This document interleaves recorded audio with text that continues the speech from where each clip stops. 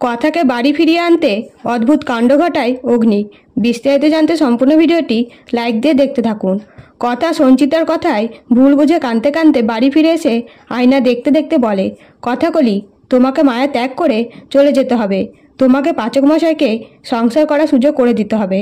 তাই কথা একটা চিঠি রেখে ব্যাগ গুছিয়ে গোবরডাঙ্গা চলে যায়। অন্যদিকে অগ্নি মনে মনে বলে, মায়ের পছন্দের মেয়ে কথা, কথা নিশ্চয় এতক্ষণে আমার উপহারটা পেয়ে গেছে, খুব খুশি হয়েছে। এবার আমি আমার মনের কথা কথাকে জানাবো।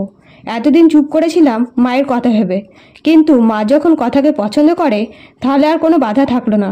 এই বলে অগ্নি রুমে এসে কথাকে খোঁজাখুঁজি শুরু করে, কিন্তু কথাকে তো পায় না, বরং দেখে কথা অগ্নির উপহারটা নেয়নি।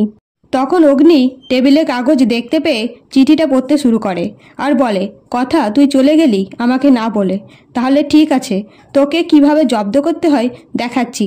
এই বলে কথাকে ডিভোর্স পেপার পাঠায় আর গুয়োবাড়ি সকলকে বলে, কথা সবসময় বলতো আপনি যেখানে সই করতে বলবেন আমি নির্দ্বিধায় সই করে দেব, তাই তো আমি কথাকে ডিভোর্স পেপার পাঠিয়েছি।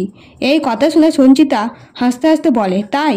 তখন অগ্নি বলে, মা দেখোই না আমি কিভাবে কথাকে এ বাড়িতে ফিরিয়ে আনি। এদিকে কথা তো ডিভোর্স পেপার পেয়ে কষ্টে ভেঙে পড়ে। তো অগ্নির চক্রান্তে কথা গুয়োবাড়ি ফিরে আসবে? আপনাদের কি মনে হয় অবশ্যই কমেন্ট করে জানাবেন। ধন্যবাদ।